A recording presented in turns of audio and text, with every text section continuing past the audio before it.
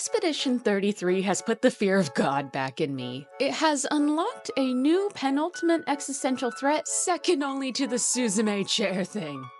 You're in the way. Goodbye.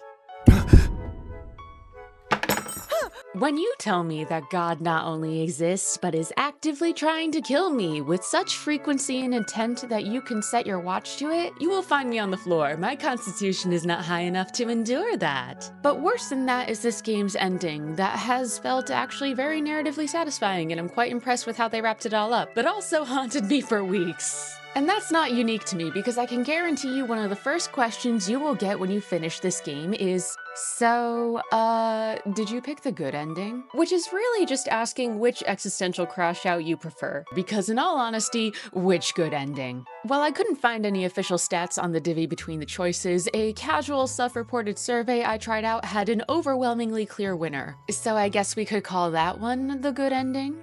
While I don't disagree ultimately with the popular choice, I feel like the loser is given a kind of volatile shake considering some of the responses I read. And that's a shame to me because I feel like this ending isn't as simple as cleanly choosing the good one. Obviously, I'm being very vague here, and to properly talk about it, we're going to have to go into some context, a little bit more in depth on some major characters, and explain the broad strokes of the world's history and lore to really contextualize our final decision. Spoilers incoming is what I mean to say, so click away now if you want to experience this game for yourself. And if you're on the fence, I heavily encourage you to buy this game if your jam is a mashup of Final Fantasy aesthetics, Devil May Cry's Royal Guard system on rails, and the existential crash out you would come to expect from a Nier entry. And as a game, Clair Obscur is just fun. If you prefer to strategize and outsmart your game, there's a lot of rewarding payoffs to stacking the right team synergy and the right passive buffs to almost break encounters. Or you can run completely underleveled at bosses riding that parry and dodge system with the anything is walkable if you have enough time mentality. So yeah, seriously, I recommend you play it for yourself. Don't worry, this video will still be here when you get back. You can even leave a little comment to say if you think the world should be saved or destroyed, and come back and see if you agree once you have all the sweet, sweet context. Now for those of you who have played the game, or seen a playthrough, or maybe you're just one of those special breeds of Chaos Goblin that dives into things without context, welcome! Bonjour, mon ami. Ciel? What? I don't know. He seems nice.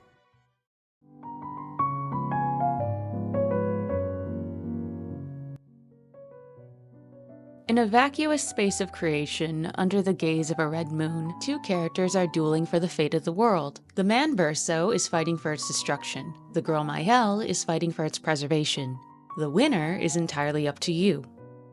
Having a binary choice that pits two characters against each other is something you've probably seen in your gaming experience before. The general vibe I've gotten from people explaining their final choices over the years usually comes in two different flavors.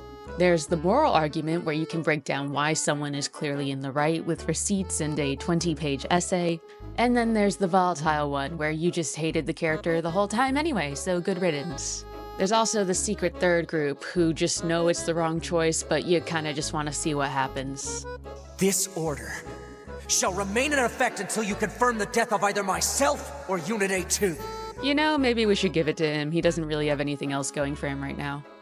When looking between our options in Clair Obscur, we can ask ourselves, well, who's fighting for the moral good?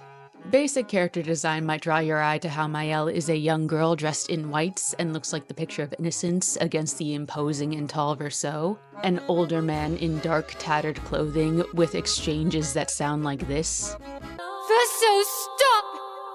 You can't just decide this for everyone! We're all hypocrites, doing the same thing to each other. You might notice how they seem like polar opposites, and that's kind of the point. This game is called Clair Obscur, which is an artistic technique of emphasizing contrast, extreme light and extreme dark to give dimension to an image. Maelle and Verso are foil characters that serve as each other's perfect antagonist, as they understand each other's experiences arguably better than anyone else, but have come to complete opposite conclusions. Narratively, Jennifer Svedberg-Yen says in an interview with The Gamer that the goal when writing their characters was to have an ambiguous morality in game. This is not about good versus evil. This is about a world where people genuinely care about each other and conflicts arise because they have different perspectives on what needs to be done. While there was a clear winner in my casual self-reported survey, there was at least this general sentiment that you could see the logic of the other side even if you didn't agree with it. What does that have to do with anything? No. He's got a point. And I'll admit I had to have a little sit and think about whether or not to destroy the world on my first run. And I wouldn't say that it was so much a matter of my morality as much as a matter of my perspective. No, not even perspective. Priority.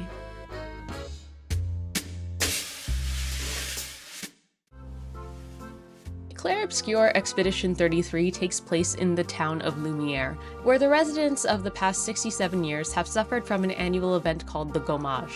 At sunset, the residents of the town gather in the docks to look out at a giant goddess known as the Paintress, who will wipe away a number above her monolith, and anyone who happens to be that age or older from the world. When she's finished, the number is replaced with one lower, and the residents are left expecting to live one less year of life.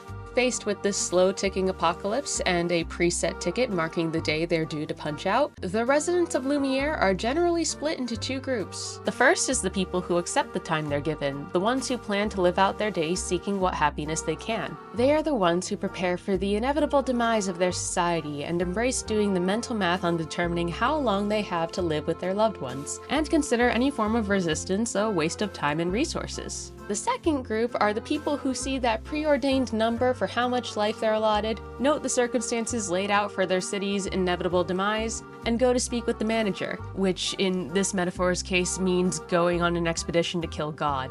This is the world Maelle grew up in. Her parents Gommaged when she was 3, and she bounced around between foster families for years, always feeling unwanted and out of place. In that time, she struggled to form meaningful connections, and she signs up for the expedition years early at the age of 16. She's determined to escape her hometown despite the pleas of her most recent guardian, Gustave. Judging by Gustave X's dialogue, he can't have been taking care of her for more than 4 years, so he's not exactly the strongest authority figure, and Maelle's naturally struggled with having a stable sense of love and connection. If anyone should stay, it's you. You have friends and family who want you here. So do you.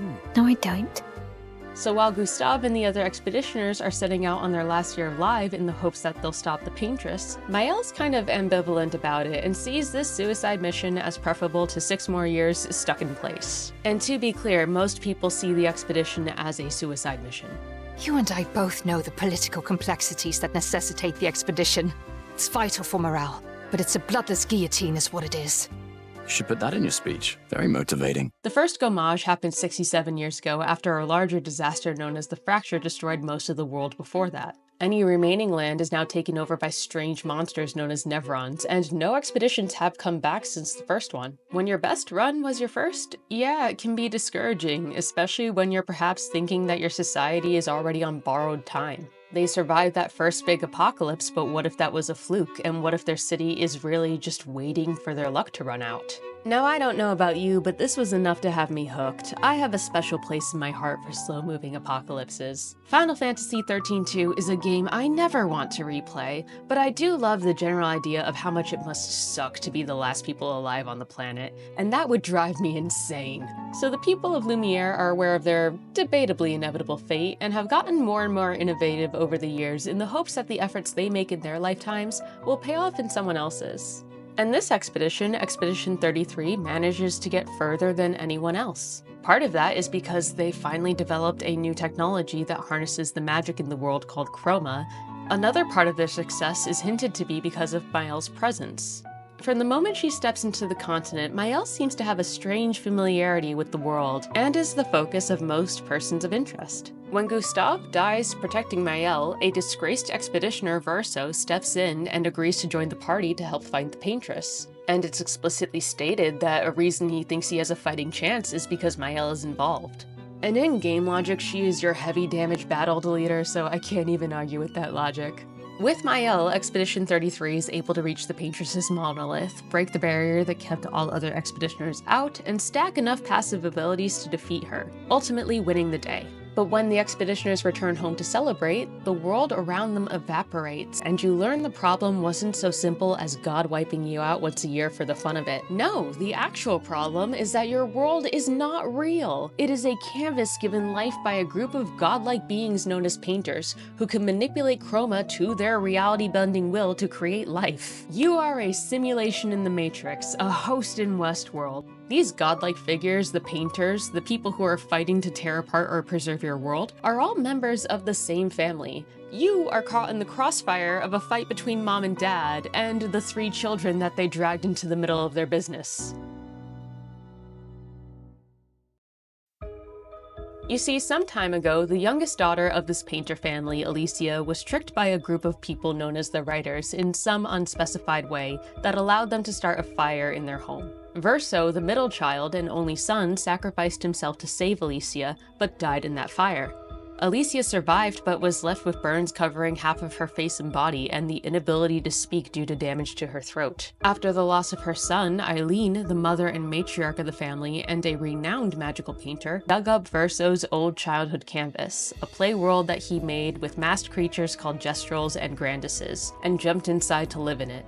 She chose this specific canvas because when painters create a living canvas, they leave a piece of their souls behind. So there's a tiny part of her deceased son living on this painted world. And in the game, you get to meet this piece of his soul. It's this little boy that you've met along the trail that has a few things to say about his wonderful world that he made. Eileen, in her grief, created a copy of her family inside the canvas and her home city of Lumiere. And that's the origin of the Verso that we see in the game, also known as Painted Verso.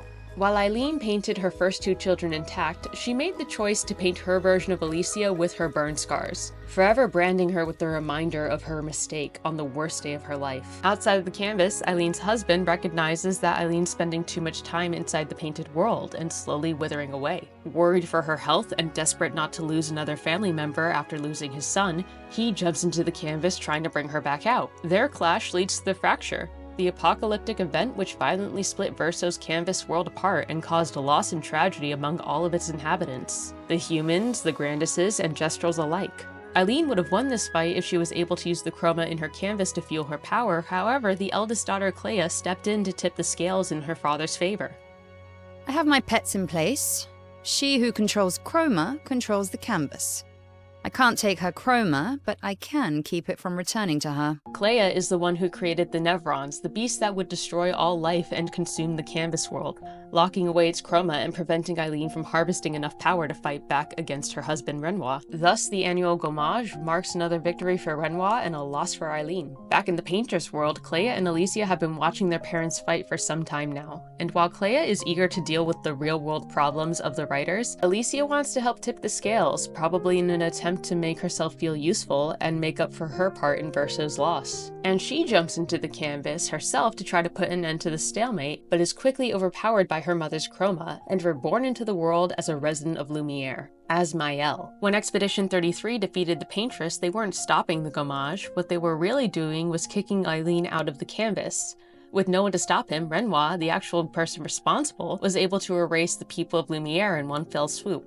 But now that Eileen is gone and Maelle has regained her memories as Alicia, she thinks that her father will be willing to reverse the Gommage and restore the city that was lost. Renoir, however, after having seen how his wife lost herself in the canvas, is fearful that Maelle will also waste away if she stays any longer. Unwilling to take any chances, he sets on destroying the canvas the minute every member of his family is safe outside. But given to Alicia that this place has functioned as her home for 16 years, she sees the world inside and outside the canvas as equally real and worthy of life, and she flees. She takes her time to regroup and repaint the Gommaged members of her expedition team, and with the help of Painted Verso, comes back into her full power to kick her father out and restore Lumiere. Maelle's plan from then on is to stay inside her brother's canvas to protect it, assuring her father that she will eventually leave. Painted Verso, however, doesn't believe Maelle and tries to destroy the canvas, forcing her hand.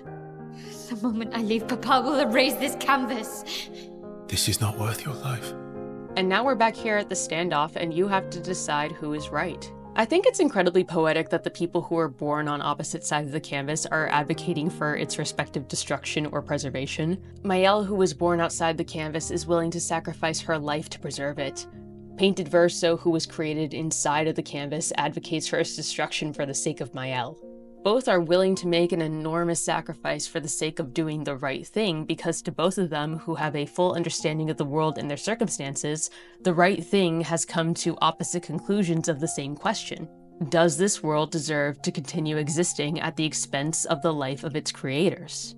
To Painted Verso, It's not even a question. No, the answer is no. He doesn't even have to think about it, and he hasn't thought about it in a long time.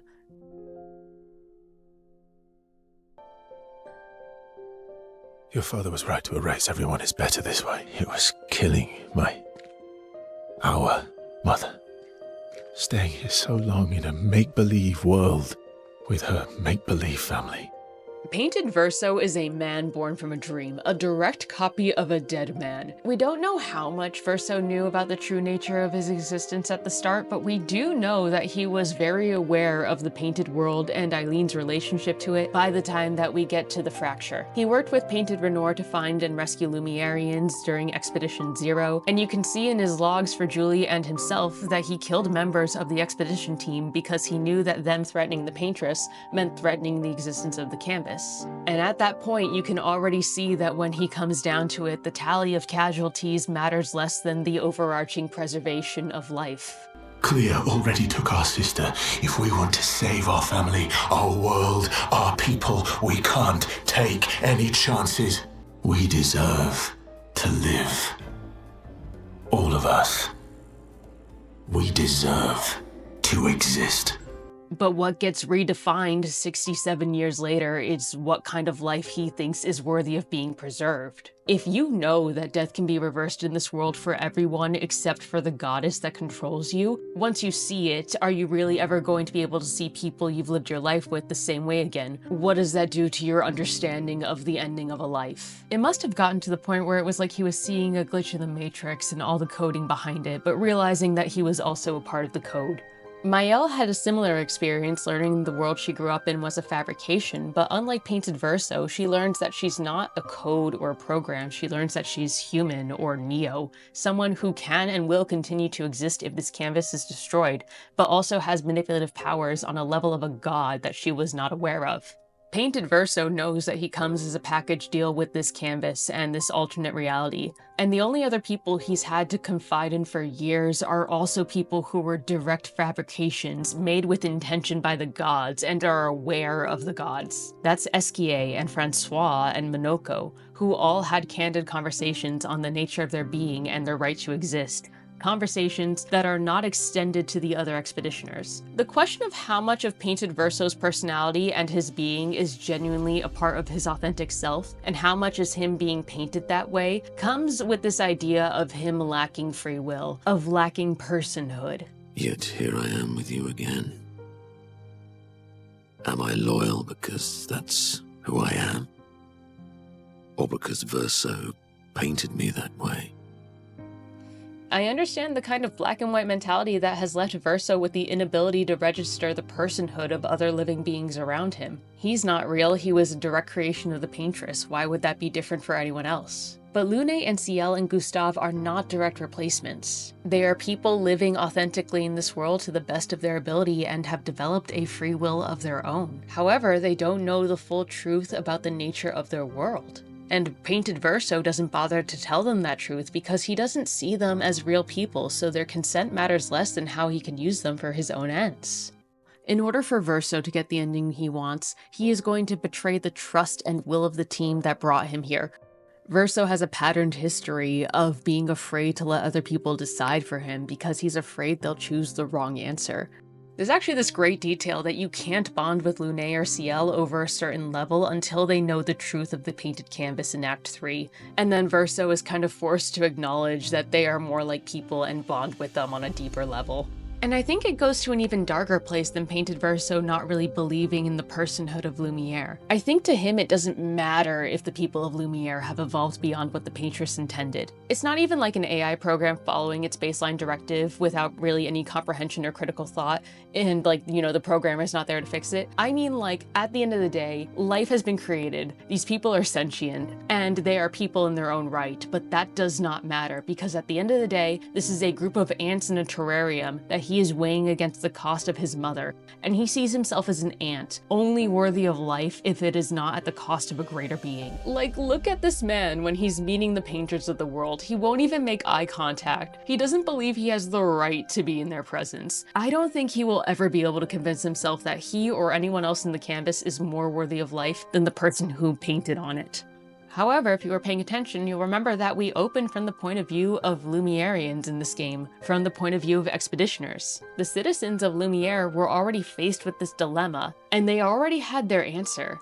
The expedition was conceived as a mission to stop God from wiping them out. The only thing that has changed is which God they needed to kill. When the question is asked, are the people in the painted canvas even real? The question that should follow that is, does it matter?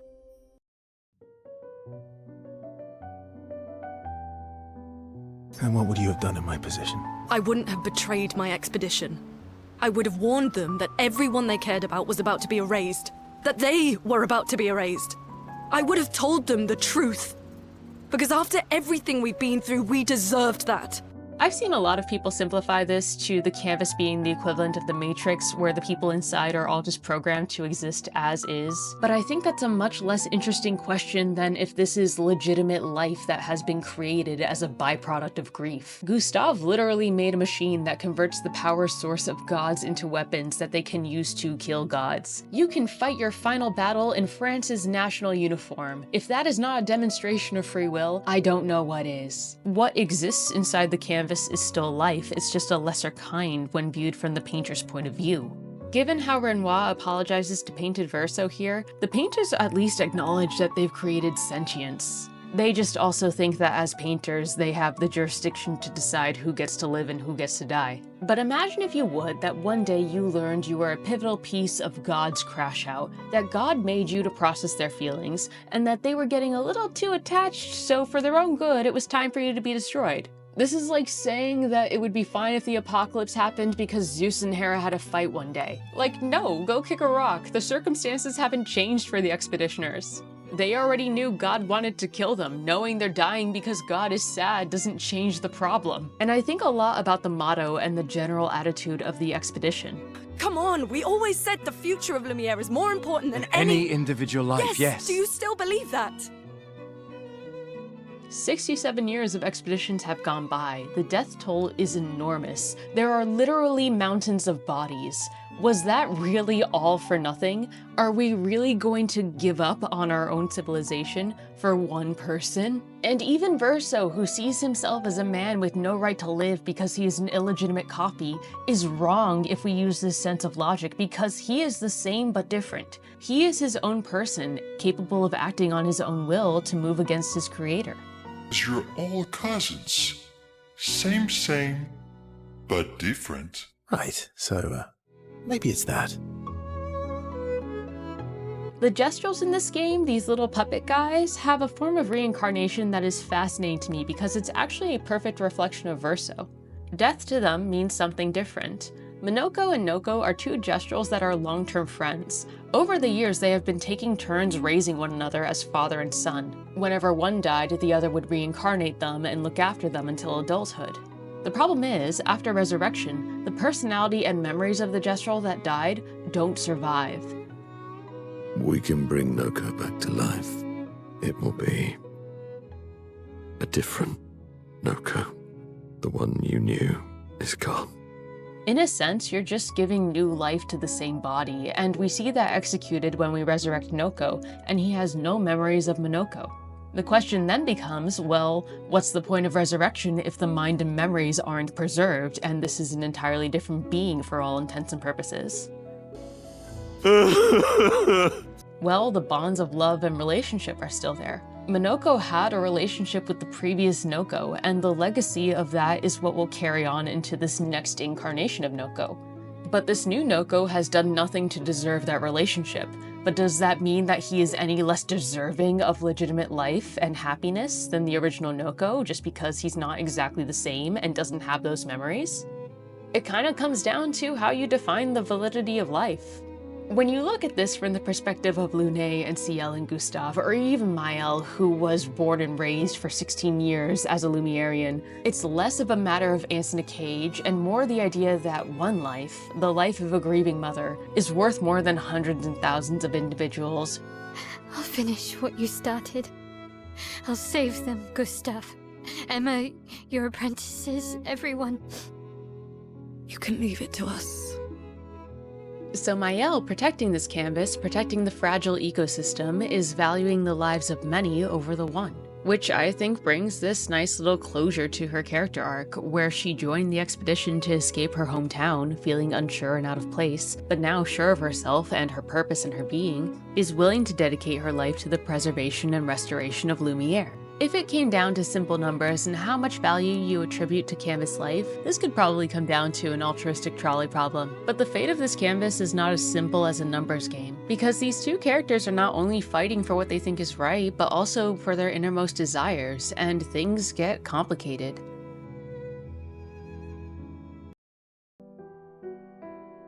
I'm tired too. Though Painted Verso's choice to shove Maelle out of the canvas saves her from deteriorating inside, the destruction of the canvas world would be a relief to him since he's tired of existing. He's lived his life consumed by this family feud outside the canvas, and it's also consumed the rest of his Painted family. Painted Renoir died to protect Eileen, and Painted Verso's siblings each chose to end their lives when they had the opportunity, worn down by this war that they've been drafted into. And though Maelle is saving an entire civilization by preserving the canvas, she also prefers to live in this canvas world. This is not worth your life. What life? My life of loneliness in a shell of a body, with no voice and no future. But everything I want is here. Here I have a chance to live, Verso, to live.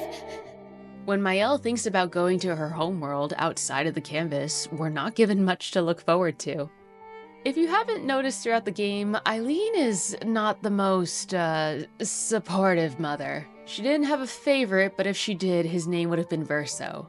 From the brief conversation you get with Clair, we get a hint of what her personality probably was before grief took her over. She was probably exacting and sparse with praise, and not a very empathetic figure. To top that off, she had some real and probably open resentment towards her daughter after the accident. The person I cannot be around is Alicia. Her pain is a broken mirror. The shards reflecting back tenfold, and every moment with her the cuts deepen and I feel myself unraveling. And that rears its ugly head when you see even in the painted copy, she made sure that Painted Alicia was forever scarred by the worst day of her life. And yes, Eileen is not in her right mind and she is grieving, but she also has 2 other children and they have become secondary to the concerns of wallowing in this space. Renoir, in his focus to recover Eileen, has left both of his daughters to their own devices when they probably need his support now more than ever. Clair seems to have taken on the bulk of the family's responsibilities and burdens in the meantime, and you can't help but get the idea of an unquestioning and emotionally suppressed older sibling from her. Grief is no excuse. We're all grieving. The world doesn't stop simply because our family is in mourning. It doesn't matter what she's feeling right now, she has to be extremely practical, and with that practicality comes a dismissal of other people's feelings. And as for Alicia, I think about the paintings on the family's parlor wall. You can see how each member of the family leaves their own individual mark, but you also have this line that Eileen only found this one piece that Alicia did acceptable for display, basically saying that her art is less worthy than everyone else's to be presented. And this is the part where I got unfairly angry. Vindictive, petty even. I do not like Eileen, and it's because of this wall. Like, this is a mom who would never hang her kids' art on the fridge because it clashes with the kitchen's aesthetic. Like, that's not the point! I don't have a macaroni portrait framed on my fireplace mantle and glitter on my floor because I think my child needs to be the second coming of Da Vinci to feel valid. But Eileen does, and that shows in her kids.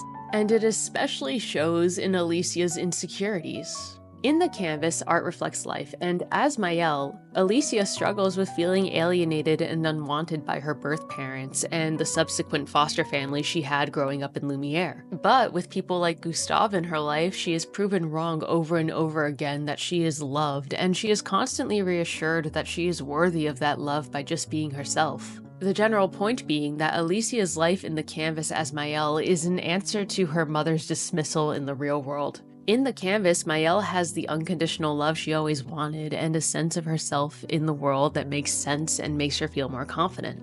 Though Alicia's family will later prove that they don't despise her and are far more sympathetic to her than it's first presented to be, you can see how this is such a hard mentality to shake. Now, I was going to do a deeper thing on Renoir and the Axons and how he's clearly the more encouraging parent, but that developed into a larger tangent that I'm just probably going to make as a separate thing. For now, all you need to know is that Renoir cannot be the counter-argument or the answer to Eileen's dismissal because he is spending all of his time and energy trying to pull Eileen back into the real world, trying to keep her from self-destructing, and as a result, he doesn't have time to reassure his children. So as far as Alicia is concerned, the canvas world is the world that is much more concerned with her well-being. Now, I have noted that there's this general talking point about maturity, and it doesn't escape my notice that Maelle/Alicia is a child, a teenager of roughly 16 years old, and a self-conscious doom and gloom one. Verso, by contrast, is a world-weary 100-and-something-year-old man, and we have a general comparison point of Eileen wanting to escape into a fantasy canvas world and abandon her real life and family being compared to Maelle. But I do think that the choices have a slight bit of nuance that makes them different. Yes, Maelle experienced a more fulfilling life in Lumiere, but if you believe that the canvas world and the painter's world have an equal reality like many characters posit, then Maelle choosing to live for a shorter time in the canvas is more choosing to live in a different country instead of eternally living in a video game to avoid her problems. And her initial reasoning for trying to stay here is not because she wanted to be here forever. Maelle is the one who tries to seek compromise early on and might have been willing to leave the canvas if her father wasn't threatening to destroy it the moment she left it unattended. He's the one that escalated to these stakes of either or, while Aline, when she went into the canvas, was the one to do that in the initial face-off. But yes, once we are in this binary choice, my instincts as an adult are looking at this kid who is going to the absolute extreme that's saying she could never live happily in her shell of a life back at home, and she can only find fulfillment in this canvas, and my brain just goes, there will be other places, kid. Every member of Alicia's family, besides Eileen, will give Alicia advice to do what makes her happy and to try to help her reach her greatest potential. They have faith and confidence in her and want her to succeed and care about her well-being. Even if she can't see it with the scars of her family tragedy still raw, it's there. But I also think about what happens when a kid chooses to reach the potential that you didn't expect of them. I think it's definitely an older mentality to look at a kid who is making a decision for the rest of their lives and go, well, let's not be too hasty, kinda sure that they can't possibly be sure. Does that mean that I think Lune and Ciel are better advocates for Maelle in this moment? No, not really. Though Lune and Ciel are kind and offer good advice and have sweet moments with her, they aren't going to fill into that slot as her new moms. Verso intentionally fills that gap. And mechanically that works because we're playing as Verso and Verso's bonding with everyone, but the problem is in that trade-off that you don't see Maelle bonding with Lune and Ciel on the same intimate level. So when we get to this final decision of Maelle saying that she'll stay inside the canvas, I'm noticing a room full of adults who aren't even giving a conversation to the kid about how serious that sacrifice is. No one's giving her pushback. And like, sure, Maelle swore the oath and she said the words that one life is worth less than Lumiere's, but there's a difference between treating someone like an adult who is capable of making their own decisions and allowing someone to walk into a riptide when there's a bunch of red flags. Yes, Maelle has come into her own, but we've also gotten all of these warnings that adults who are admittedly much more skilled painters than her have lost themselves in the canvas before. We keep hearing about the hazard of how this world can be so intoxicating to the point that it will seduce you and lock you in place despite your initial strength or initial intentions, and you will need someone to drag you back out. We have Clea comparing existing in the canvas to addiction, and since the other expeditioners don't have a motive to interfere with the preservation of their world, it falls to Verso, the copy of her brother, and the man that took away her advocate, to become her advocate. Not even guardian, just someone giving her some pushback and telling her that she should consider this choice for how it affects her. And again, it doesn't have to be completely altruistic. Verso has plenty of reasons to want to destroy the canvas, you know, to protect his creator Eileen first by barring her way back in, or for his own selfish desires, or just for plainly seeing Maelle as someone who is worth more than this canvas's lesser existence. Whatever his motives, Verso intervenes, and it feels like he's the only adult in the room willing to say no. And in all honesty, he feels like the only one in the room with a reason to say no. Like, why would Lune and Ciel try to talk her out of this? Their goals haven't changed, only their understanding of the world, and it doesn't really come up in conversation about how this can be hazardous to Maelle's health. So it feels like that dynamic of like the personal tangling with the altruistic isn't quite the same. I can't help but notice the absence of a voice like Gustave's, a man who had a lot of ideals about leaving a better world behind and saving Lumiere, but also compromised a lot of those ideals whenever he thought Maelle's safety was in jeopardy. As a character, Gustave is tangled with the idea of legacy, and that legacy either being defined by saving society or saving this one girl. I imagine Gustave's conversations with Maelle in Act 3 would be something like Minoko's conversations with Verso about ending the world, where Minoko is not jazzed about not existing, but at the end of the day, Verso's wants and desires win in the end, and Minoko is following out of a sense of friendship and obligation. Input like that, where Maelle is as prioritized as the canvas, is kind of missing from other members of the team. I think this could come down to like personal interpretation and vibes, and maybe you think that Lune and Ciel were like much closer and much more concerned than I do. I just think that this definitely comes off as Maelle being very alone in the world the moment they step into this in-between space, and I feel like that's an odd energy for the arc that led us here. Maelle could feel the same level of fulfillment in a life lived in this different canvas world as she could back home if only she was allowed to maybe visit, then we wouldn't even have to talk about the hazard to her life. But of course, this question wouldn't work if there wasn't an actual real hazard to her life threatening her, because this brushes up against the metaphorical meaning behind the canvas and the choice to live inside. Don't do this. Don't leave me again. And it is the metaphorical part of this question that still makes Maelle's choice feel immature.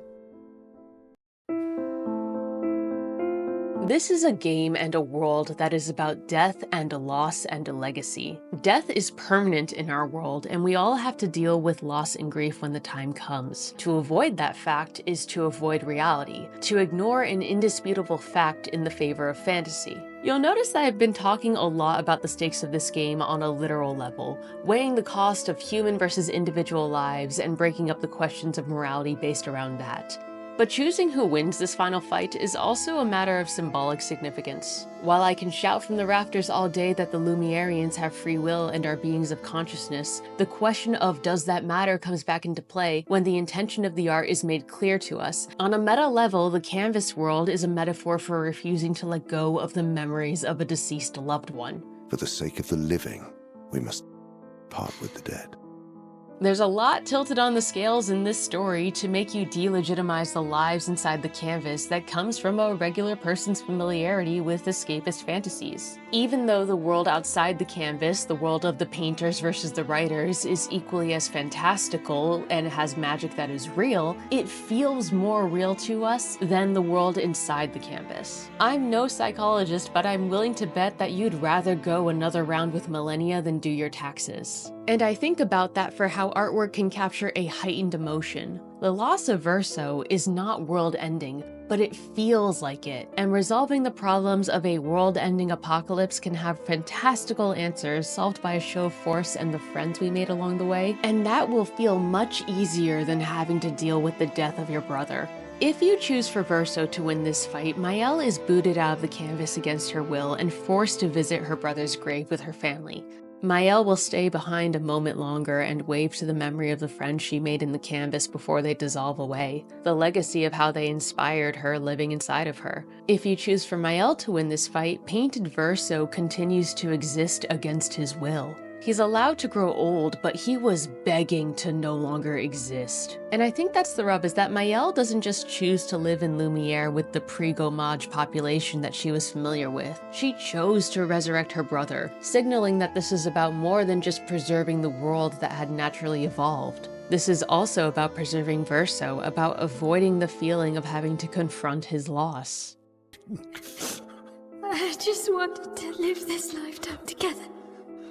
This lifetime that was stolen from us.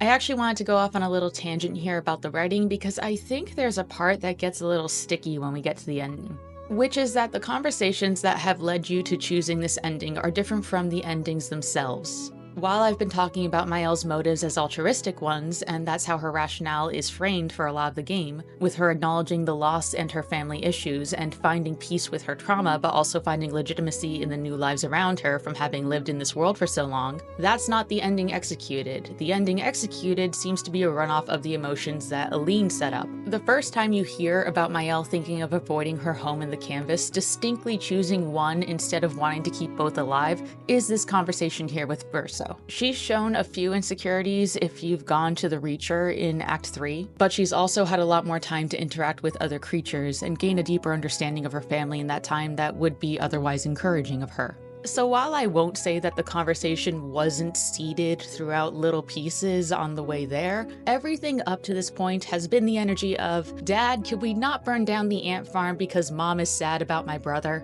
But once we see the endings enacted and watch the actual results of the cutscenes, I'm aware I'm playing devil's advocate at that point. A basic understanding of film language will tell you explicitly which ending is framed as the good one, or the healthy one in this case. On a meta level, we have Verso's ending, which has a full color and focus in warm light, with this peaceful and happy wave as figments of Maelle's imagination are gone from this world forever and the potential for change is on the horizon. Maelle's ending carries these stark black and whites and focuses only on her face, implying that the only input that matters is her own. One implies progress and the potential for change, the other implies a forever limbo. The healthy one confronts grief in a way that we would recognize and I think is a beautiful ending for Aline, but I think it also kind of asks you to forget the buildup that got you to this point. I think from a writing standpoint, Aline's arc is transferred onto Maelle's, with Aline's obsession to preserve Verso forever in the canvas transferred onto her, while kind of ignoring that what they were doing with Maelle at the beginning of the game was less about Verso and more about the fallout of his loss. Maelle starts out feeling out of place and unloved and unwanted in this world, which is Alicia's state of mind when she jumped into the canvas. And when she finally finds connection in her guardian Gustave, and then she suddenly loses him, she has to bury him. She has to feel grief, and she has to let him go, but now she also finds meaning and can clearly understand how his legacy has brought her to this point. Maelle, carrying the lessons that Gustave taught her in life, is inspired to actually take up the values of the expedition, finding connection and value in this world that she was hastily dismissing at the beginning of this game. When Maelle tells her father that the canvas world is as real to her as her homeworld, I believe her because she's lived with them for 16 years, experiencing permanence of loss.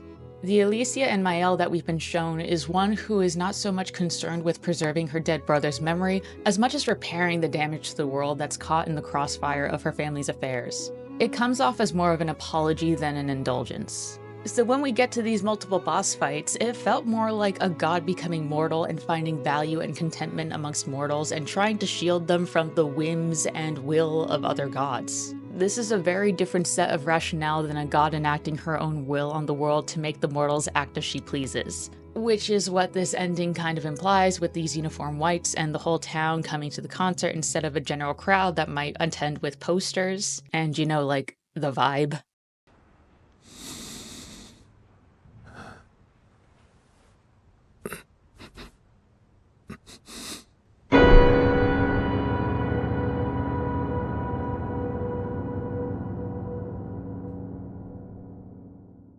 I think with the slightest of changes, this choice could have meant something completely different, and it could have been as simple as Maelle willing to literally preserve this place but let the memory of her brother go.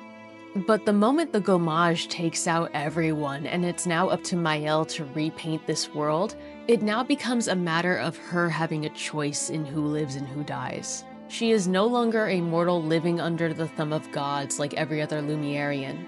She is a goddess exerting her will on others. This becomes more about avoiding pain and unpleasantness, especially when Maelle resurrects someone like Gustave, who very clearly should be passed on by anyone's definition.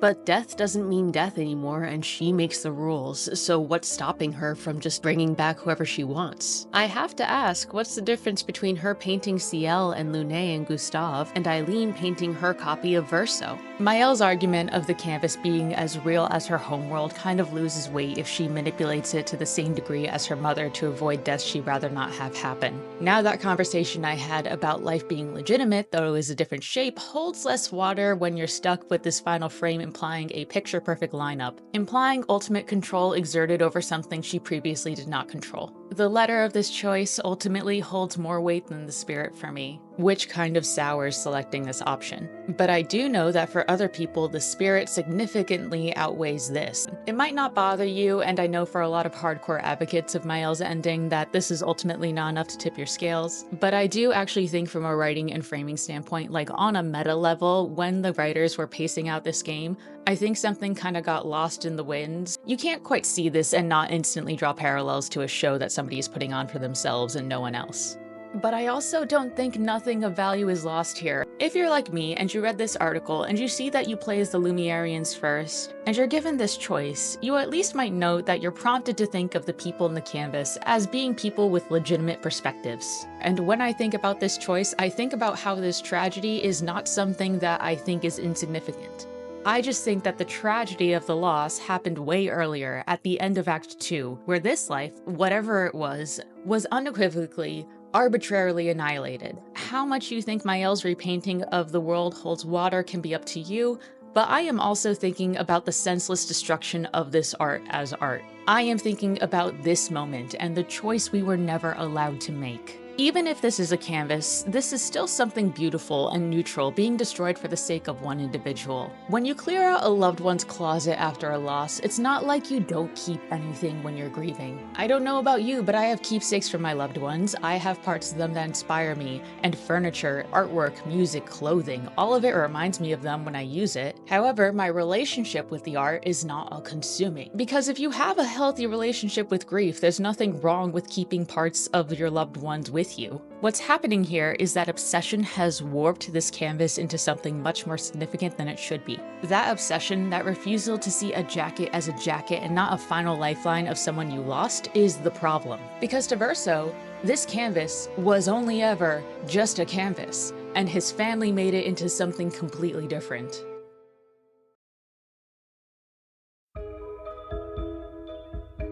The thing that shouldn't escape you is that when we talk about what everybody wants out of this canvas, and everyone talks about what Verso would have wanted for his creations, Verso, the deceased creator himself, cannot be consulted. I don't mean painted Verso, and I don't mean the little boy piece of his soul Verso. I mean dead 26-year-old Verso who drew this canvas as a kid and lived a life after that point. We can speculate on what he would have wanted. Your father was right to erase everyone is better this way. Better for who? Verso would never have wanted his canvas gone. He loved Esquier and his gestrels and grandes. It was killing our mother. But we'll never know for sure. As a child, Verso painted for the heck of it. This canvas used to be his playroom, a place that operated on kid logic, populated with gestrels and grandises who would go on adventures with us, and our bestest, most lovable emotional support Superman pillow. You have the fluffiest soul. We love him. But Mom came in and painted a copy of her reality over Verso's canvas so that she could have her little Sims dollhouse. After that, Dad comes and makes symbolic axons as creatures of war with the intention of destroying Mom's works. When Mom and Dad have a fight that fractures the world, Verso's paintings get caught in the crossfire, and then the oldest sister comes in and makes mountain-eating creatures that are intentionally breaking down this world piece by piece. When you can talk to young Verso's soul, he is in absolute distress over how his family is destroying this place that he used to love. He talks about how he wants to take care of this painted world and protect the canvas, and how he wishes his family would stop using it as their war front. Forget death of the author, this is an active massacre. I think about parents who preserve the rooms of children that they've lost as a part of their grieving. That room ceases to function as a child's room. It's no longer their personal space, no longer a place that is shaped and molded by their interests. It becomes a memorial, a second grave site for the family to look upon in remembrance. But Verso died in adulthood. The man he was is gone, and the canvas they are fighting over is the echoes of his childhood when he was not as confident or interested in his craft. I think it's extremely significant that Verso poured his soul into music, not painting. Thus, the only relevant canvas that they had, the only one that still had a piece of his soul in it, is the one from when he was a child and doodling for fun. I think about that when also considering whether or not the canvas wants to just be left alone, or if it wants to be destroyed. The piece of Verso's soul that is painting eternally seems to have its own wants and desires. You're tired of painting, aren't you? I'm tired too. Whether that's the family's war that is putting this painted version of Verso under distress, or because he is genuinely tired of painting, can be up to you. I think both endings try to pay respect to this, where if you choose Verso's ending, the boy will willingly take his hand and walk off into oblivion with him. If you choose Maelle's ending, presumably this little boy is him gaining solid form, and he seems to be living happily with her inside of the canvas, perhaps with the intention of this canvas being a place of play and love and not a battleground. He is restored to a much happier state. Now again, we're going to pause for a bit of devil's advocate on this, because I think this final black and white shot does not inspire the idea of free will to me, but we've already been over that. However, I do feel like a lot of exchanges that you have with the boy, especially in Act 3 when you defeat a lot of Clay's monster, have a more explicit implication that he would enjoy this painting if it wasn't a war room. It makes him seem like perhaps his care and maintenance of this canvas is not torturous by default. If it is torturous by default, that feels like it would mean that any canvas with a soul would be unethical to make. Not that that's not possible, but theme-wise, it seems to be asking a different question of you. I feel like it was meant to be more ambiguous than we ultimately got in that final cutscene, but if that nod is a signed and sealed deal for you, I'm not gonna change your mind, and I'm hardly even changing mine on that. I think for both endings we're meant to interpret that the child version of Verso is at rest, but I don't think that we're meant to think that either choice is bloodless. Now we're back here at this final choice: annihilation or salvation, preservation or destruction, a life to love or a life to paint. Choose wisely, but you must choose one. I think the biggest tragedy of this entire situation is that everyone's planted their flag and they're prepared to die on their hills, and no one will budge an inch. If Renoir just worked with Alicia/Maelle for a solution where Mom wasn't allowed to go back into the canvas for a while, if Eileen wouldn't be a hazard to herself and stay in the canvas to the point of self-destruction, if this piece of Verso's soul could somehow be laid to rest or allowed to enact his own will, this canvas could have gone on existing. Literally no one in this world did anything to deserve its destruction. It's forces outside of its control that have decided that this art is too contentious to live on, when it was born from the most innocent of circumstances and ideals.